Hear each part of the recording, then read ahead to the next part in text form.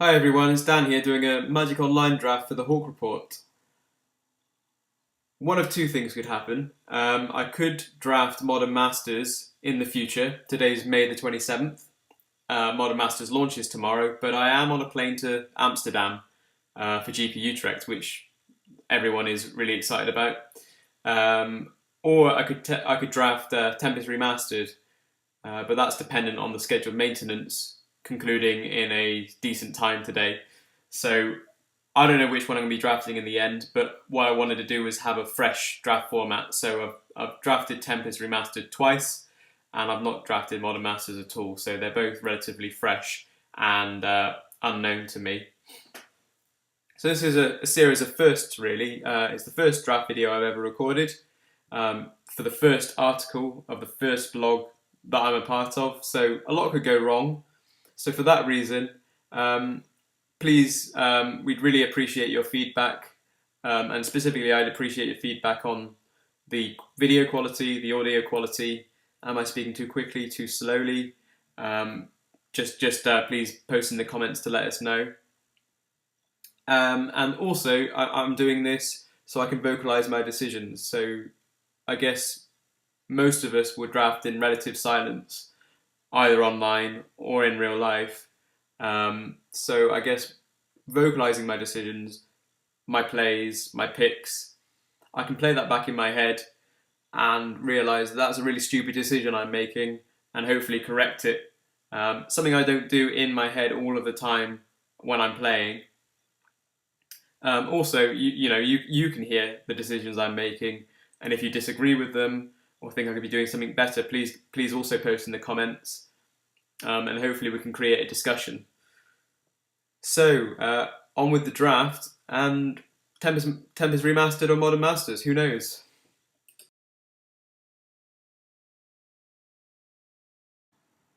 Hey everyone, it's Dan here for a Back to the Future Modern Masters draft. So yes, the Tempest Remastered draft didn't go ahead, which is no bad thing, because this is a really good format. I've just got back from GP Utrecht, and this is my first Modern Masters draft, so it doesn't take a genius to work out that I didn't make day two. In fact, I 0-3 dropped, which is my worst performance yet. But it's not all bad. Matt in our group and John made day two and Matt went 5-2. But in a kind of twist of events, John and Matt found themselves against each other in the 6th round, and or was it the 7th round? Yeah, the 7th round, and John knocked Matt out of the tournament, which is a little unfortunate. Even stranger, John faced Matt Crocker from Bristol in the next round and knocked him out also. So it wasn't a great day for Southwest England players. Kind of unlikely, but well done to all three of those guys for doing so well anyway. I did get a lot of experience with the cards, however. I had good fun playing a GPT on the Friday. My deck was pretty good on the Saturday. I think it was a combination of bad luck, and I think the bread and butter of the deck wasn't up to scratch. But essentially, this is still a fresh format, so I've set out to look at this with fresh eyes. So let's see how this goes. I'll join and probably pause this as it seems to take a while for them to fire. Today's actually the 4th of June, and I got back yesterday. So perhaps the biggest thing against me doing well in this draft is fatigue and inebriation, but I'll do my best. Okay, so we've got 2 Tribal Flames in this deck, very specific deck archetype, so I don't want to be picking those, although they do represent potentially very powerful removal and or legitimate ways to kill your opponent. Spike Bellows is quite a good pick here. It's 1 red, but the evoke cost is a little more heavy on the red. Stormblood Berserker is very good, and I think at this stage, Stormblood Berserker might be the pick. Its potential upside is huge if you can get Bloodthirst online. And we were discussing this the other day, that a good 2-drop is perhaps very important in the draft format, more so than in sealed. Sometimes 2-drops are important, sometimes they're not, but in this format we felt that 2-drops, if you didn't have enough of them, you could get run over. We got another Bloodthirst creature here with Blood Ogre, and there's perhaps no reason to not pick that as our second pick. Firstly, to kind of capitalise on the Bloodthirst, and secondly, to keep on to one colour. Bestial Menace is extremely good though, and I wouldn't be against going green-red with Bloodthirst, although black-red is obviously the Bloodthirst deck. I think Bestial Menace being so good, I don't want to pass up. I don't want to pass up on Bestial Menace, and if I end up going black-red, Bloodthirst, great. But if I go green-red, Stormblood Berserker is still a fine addition to that deck. So I'll take the Bestial Menace. I played it on the Friday, and it was incredible every time I cast it. Okay, standout cards here. We have a few of the Spirit cards, both Devouring Greed and Waxmane Baku. Only really good in the black-white Spirit deck.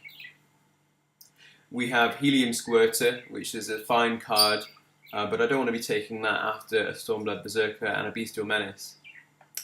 Kozilek's Predator is, I would say, one of the best 5 common creatures for any green deck. It's very, very good. 3 creatures for 4 mana, and it ramps, and the 3/3 body is also very good. I would like 1, 2, maybe even 3 of these in the green-red deck.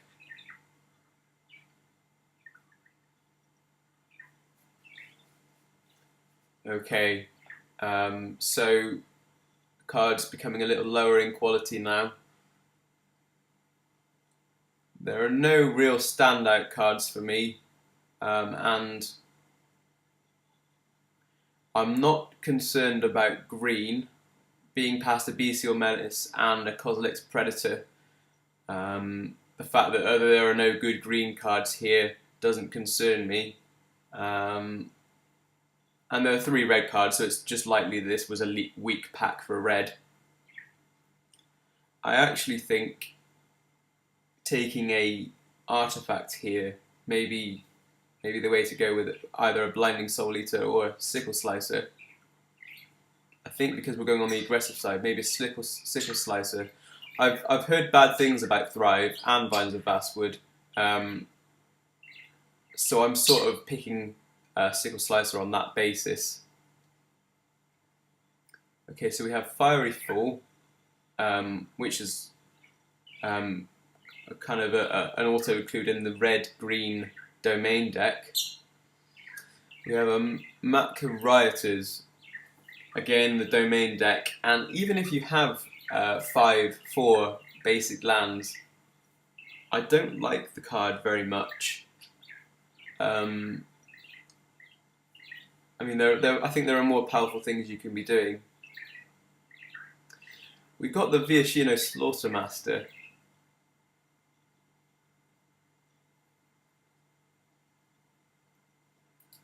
And as I said, 2-drops are important, and we might be able to activate the ability. So I'll take the Viashino Slaughtermaster.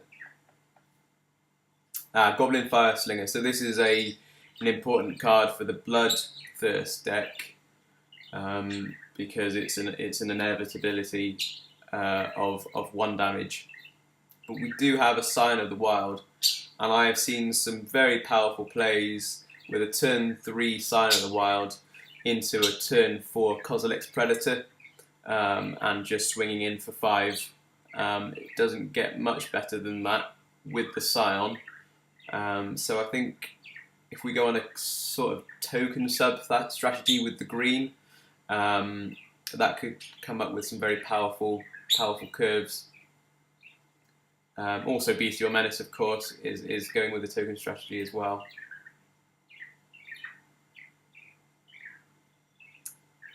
And okay, perhaps still carrying on with the token theme, there is a Fortify, and that can be incredibly powerful with the token strategy. We're by no means locked into red, but I haven't seen much good white flying around either. There was an arrest earlier on. Of course, the Thalid is good in the tokens deck. I think I'm too unsure about the Fortify, and I'm going to take the Thalid. But I guess I wasn't paying too much attention to the white. Okay, this is getting to the dregs now. That's a late rusted relic, so I doubt anyone is drafting artifacts. I don't much like the Flamekin. I'm tempted just to take the Evolving Wilds here, but there is the Otherworldly Journey. But maybe we can shift into white and take that approach later on. Okay.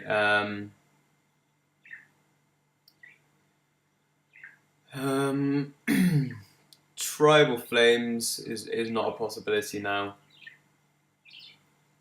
Vines of Basswood, I'm not a fan.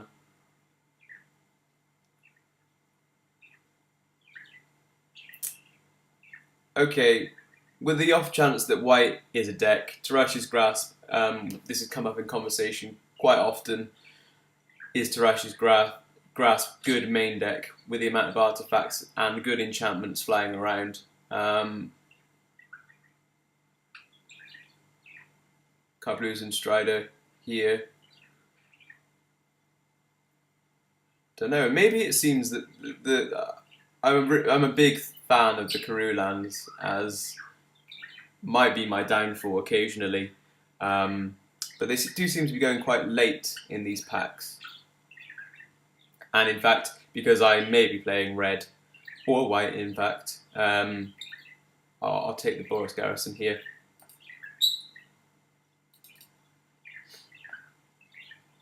Smash to Smithereens for the sideboard, or Thrive. Thrive is a lot of mana for... I'll give it a go. I've been going on some reviews of Thrive that says it's not a very good card, but I think in this instance I will play it and decide for myself whether I think it's a good card or not. And the Gut Shot, I probably won't be playing that.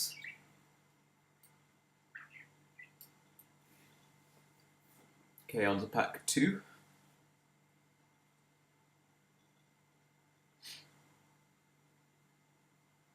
Okay, the first one that caught my eye was a Cytoclast Rootkin. There's another Scion of the Wilds. I haven't seen any more Kozilek's Predators. Well, that's not, doesn't necessarily mean anything, but Cytoclast Rootkin is really good. And it actually could get better with Thrive as well. There is an Arrest, which is a premium removal spell. And that's another reason to have Tarashi's Grasp main, aside from all the artifacts you're likely to be facing. There is a Scion of the Wild, but I don't think I want to take another Scion. It's a common, and we're not heavy on the token strategy yet. There is a Sigil Blessing, which is very good in the token strategy as well, but I'm not sure about the white yet. So I think just go for power and take the Rootkin, a 4/4 for 4, with quite a lot of utility. There's a Scion, so I'm glad I didn't take the second one, the first one. But there is a Spectral Procession. Now, either the person to my left took a money rare or a bomb rare in his deck in another colour, or they're definitely not playing white. But because I'm green and X, I mean I'm not solidly in red yet. I think Spectral Procession is definitely the pick here. It's very strong. There's some synergies with my deck already. I'd be very happy to thrive those spirit tokens, so I'm taking Spectral Procession. Other cards of note, as I say, is the Scion.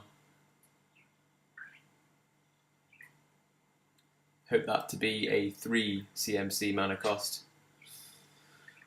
Okay, so now we've got a Fortify. As I said earlier, the Fortify I think is good in the token strategy. I'm more than happy to be taking a Fortify after a Spectral Procession, but is there anything else? There's the Pallid, and there's the Rampant Growth. Still not sure whether I'm going to be splashing any colours yet. I'm more leaning towards green-white as I go through this draft. There is the Blinding Soul Eater, but I'm not sure my deck wants it. I think it might be more of a tap out sort of deck.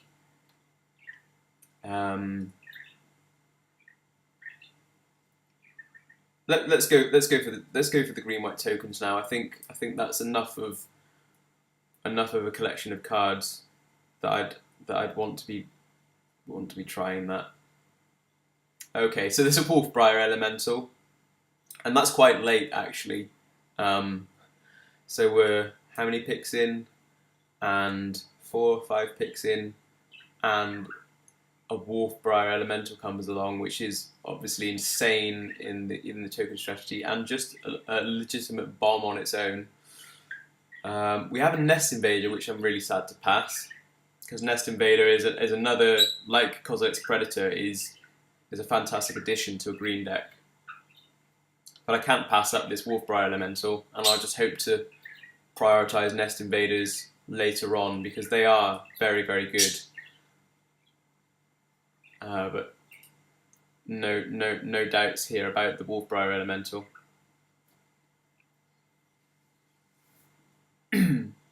Okay, so Matt had an Algae Gharial on day 1, and I saw it do some ridiculous things. It's not unusual to get a 7/7 Gharial, and there's not a lot the opponent can do about it. And with all the tokens here, especially the Eldrazi tokens, there can be some really good synergies there. There is a Raise the Alarm, and if we are going on a token strategy, that's possibly stronger. That's a difficult choice. I'd like to know what you think about that, but I'm going to take the Raise the Alarm, because cards like Fortify become much worse. And we've got another Fortify and another Kozilek's Predator.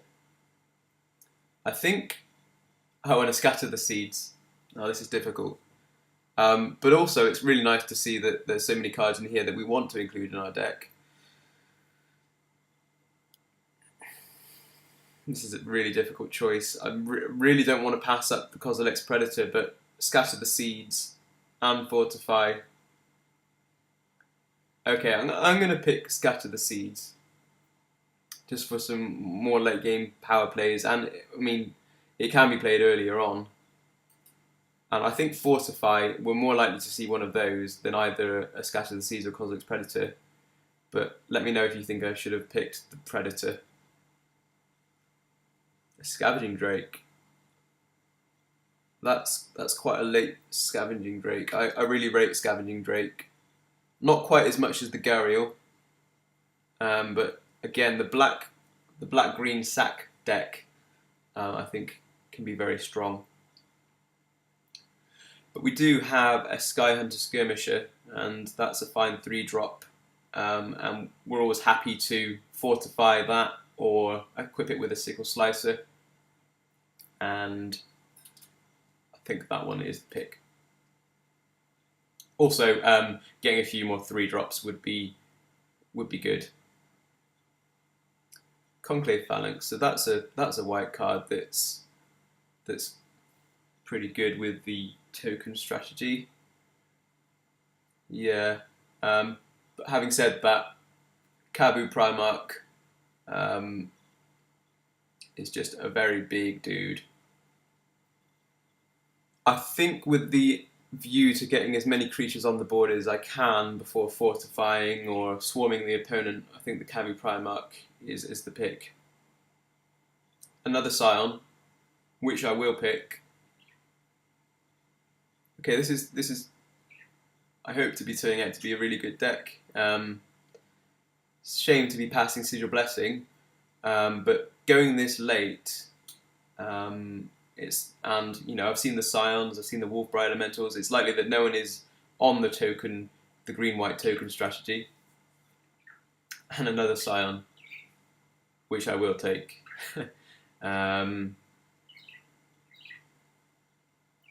I don't know how much worse they get in multiples. I don't think that's an issue at all. I think playing 3 is fine. And a Sunlance, that's really good, and late pick. I'll take that over the Thallid. And Narcolepsy. I had a lot of love for Narcolepsy on the weekend. But maybe my evaluation is slightly off on that card, as I was playing a very dirtly blue 5-color deck. It was a monstrosity, really. So we've got the Rootkin Ally, I think is the pick here, and a Plummet for the sideboard. Heard a few discussions about Plummet main. I don't think Plummet should be main, and penultimate pick is a Fortify.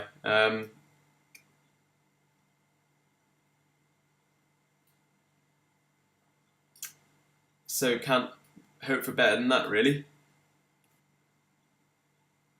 One thing I did was, I guess, maybe not surprised about, but the amount of people dropping from GPTs, from drafts, from tournaments because they'd opened a bomb rare. It was really interesting and quite funny. One of our very own players, Chris Weaver, decided to drop from the main event with some money cards. Yeah, I'm not sure how I feel about that. I thought about it before the main event, and I had already made the decision before I sat down to avoid being faced with the decision, having not prepared for it. And I think a foil Tarmogoyf is probably the only card that would cause me to drop from the tournament. But it's bittersweet every time. So we've got a Sunlance. I like 1 Thrive. I'm not sure whether I like 2. But the picks here I think are either Arrest or Sunlance. Arrest obviously takes care of a lot more creatures, and there are a lot of utility creatures as well, and sometimes it's super sweet to arrest an Apocalypse Hydra, for example. That's just a big doing nothing now. Yeah, Arrest. Solid removal spell. And I like I'm liking the switch from red to white early on even more now.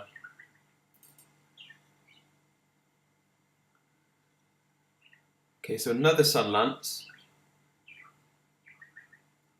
And a Glinthawk Idol. So this Glinthawk Idol got a lot of love from all of us over the weekend.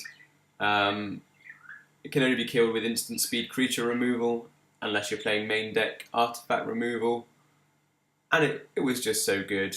And I think one of the top decks at Utrecht was playing 6 of these things, and it went 3-0 unsurprisingly. There is an Orzhov Basilica, and like I said, I'm a big fan of the Karoo lands, but I don't think I'll be picking it this early.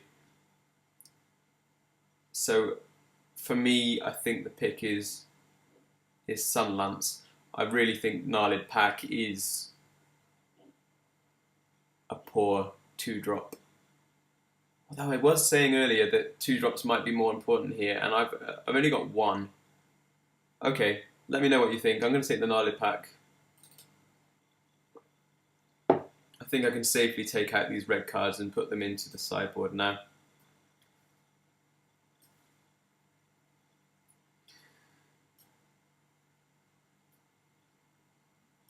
The red-black Bloodthirst deck was not to be. Okay, so we have the Conclave Phalanx and Kavu Primarch choice again. I don't think there's anything else here we'd be wanting to play. Okay, well, I've not drafted this set before. I'm still working out what cards are good, what cards are not so good. So in the interests of finding these things out, I'll pick the Phalanx over the Primarch. Now I've said that, I'm trying to talk myself out of it. There are a lot of tokens. Phalanx. Is the life swing more important than the raw power of the Kavu Primarch? I'll pick the Phalanx and try and let me know if you think what you think. And another Primarch, so maybe that last pick doesn't matter so much. Is there anything else I want to be picking? There's a 2-drop in Shunspear Shikari. As long as it's equipped. Well, I've just got a Sickle Slicer, so I really need to evaluate that as a 2/2 for 2.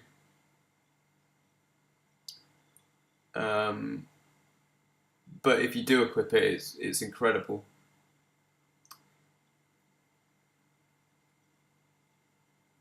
My early curve is a little light, so I think I will actually take the Shikari over Kavu Primarch or Cathodian, which is pretty lackluster, but it's a nice addition to the packs because you can smooth out your curve if you really need to. Another Fortify. Is 3 Fortifies too much? Probably.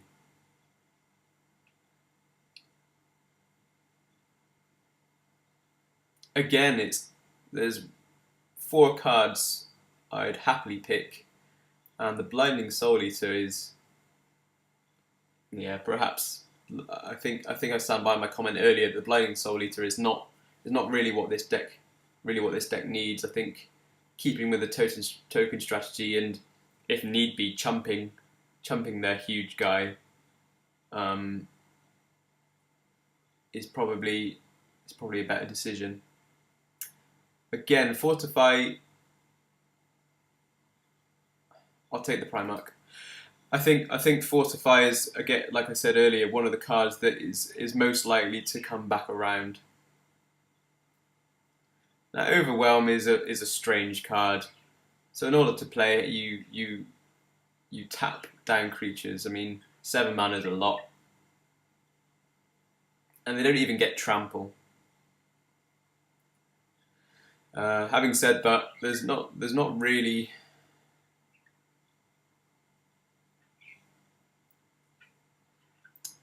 we've got main deck artifact enchantment removal with Teresh's Grasp. Do we need a second one? Maybe for the sideboard. I think that's better than Overwhelm. Another Scatter the Seeds. Well, I'm happy to pick up that. There is a Kami of Ancient Law. Well, we're going to see whether 2-drops are important. I'm going to take the Kami. We've got a lot going on in the late game, and we've got some real powerful turn 3 plays. Just hope it doesn't matter too much. Okay, so we've got Hearthfire Hobgoblin. Is the triple white an issue? Well, we've got the Spectral Procession. I don't want another Thrive. I don't think. I'll take the Goblin.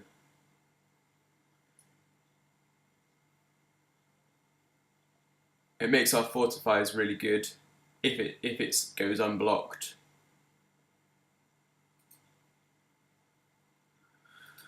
I'll take the Strider here.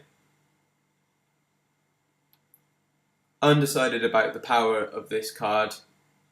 Sometimes the blue and black spells was really relevant. But in terms of a 3/4 for 4, that's the bit I'm unsure about.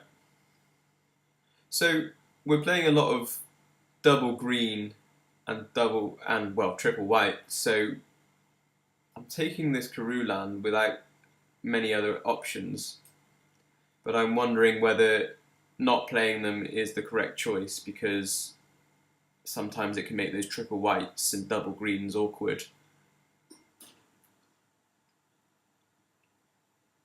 Well,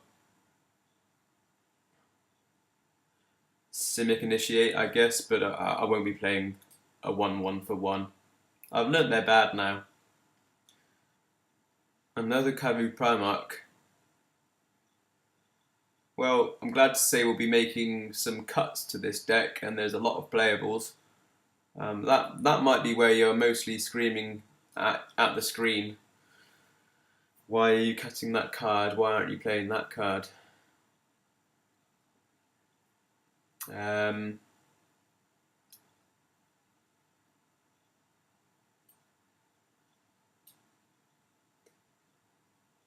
See, well, that's a good sign that Overwhelm is poo. And Sylvan Bounty, which I won't be playing. Okay, on to deck building.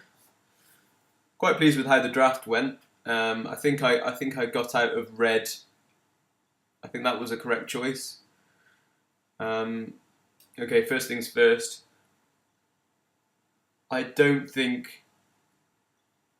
Well, first of all, I don't think 2 Karoo lands is enough to warrant dropping another land. I think we want all 17 lands. And secondly, I think it makes it awkward. So I think I'm going to remove those first of all. Evolving Wilds is fine. It's just another plains and/or forest if we need it for the spirits or for the Wolfbriar Elemental.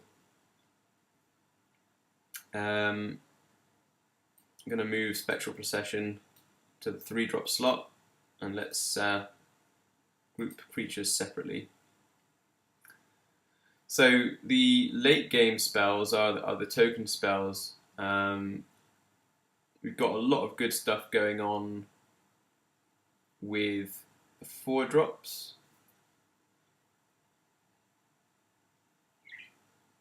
I'm really interested to see how Sign of the Wild works out. Raise the Alarm, Spectral Procession, we can consider creature spells.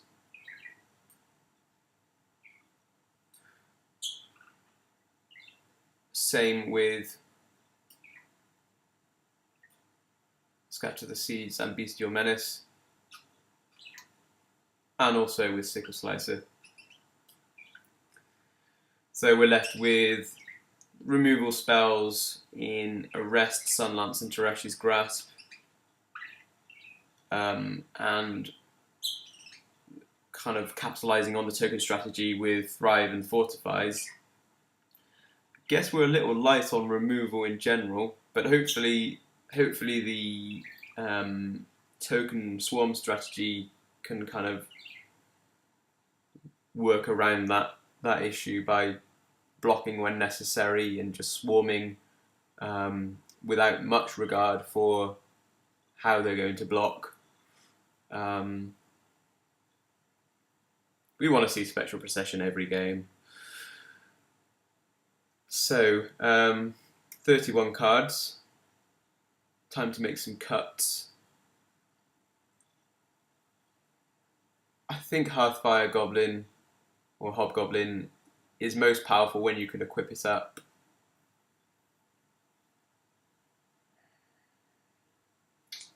This is difficult.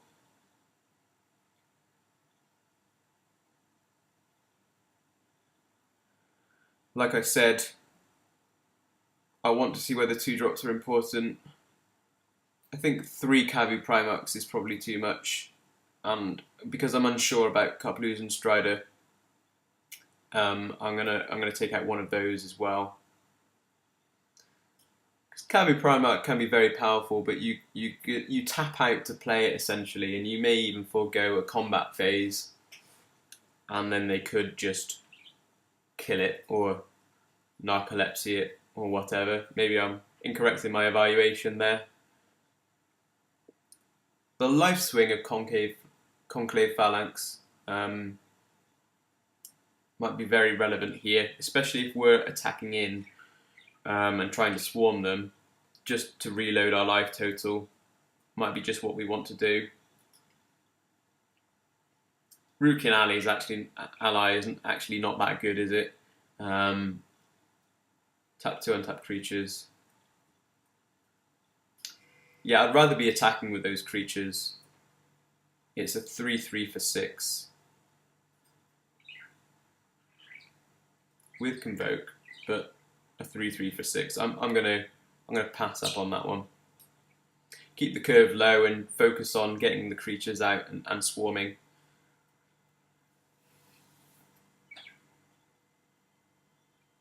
So another 4 cards to cut. This is difficult.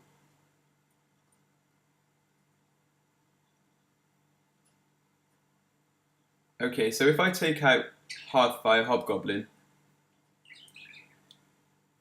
what am I equipping Sickle Slicer to?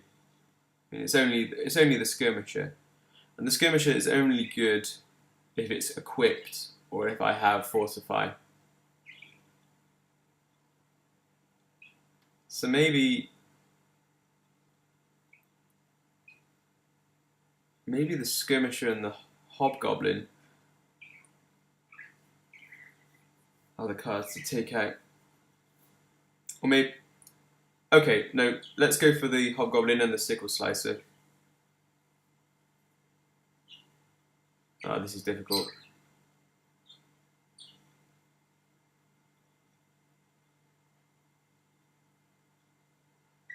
Is a 2/2 double striker for 3 good enough on its own?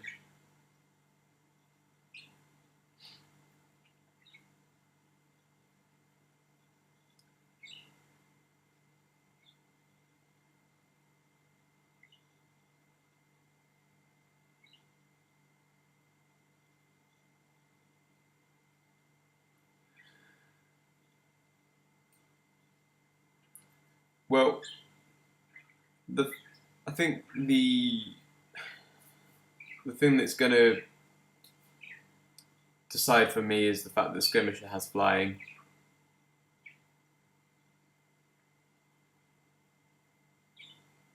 If I can curve into the Skirmisher into Spectral Procession, a Fortify is near a game-winning card.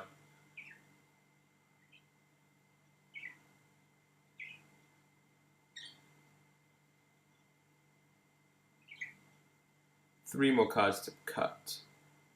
Okay, so I said earlier on that I didn't think Thrive was very strong.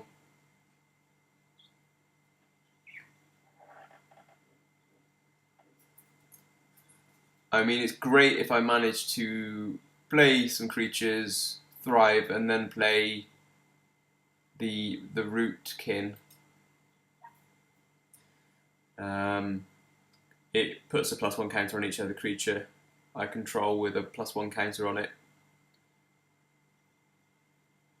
That could be very strong. But that's a kind of could be very strong. I'll take out Thrive. It's not a removal spell either. Still 2 cards. Okay, so Sunspear Shikari has first strike and lifelink if it's equipped.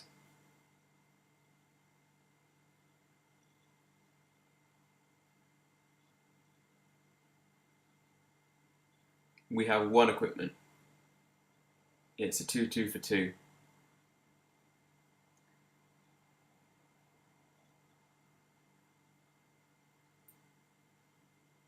Yeah, I think that one has to go. 1 more card.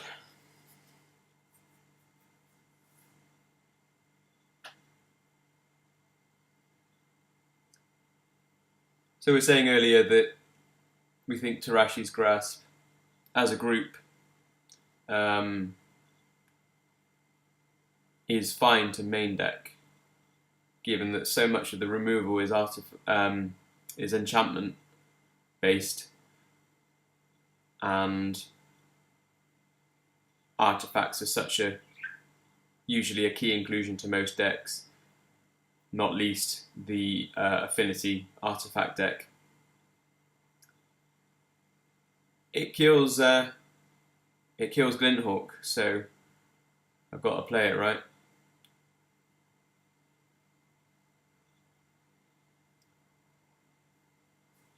I don't want to cut creatures now. I've got 14 creatures. Granted, 1, 2, 3 of the non-creature spells generate creatures, so. But that's as low as we want to go if we're kind of pinning our strategy on fortifies and swarming and Sign of the Wilds.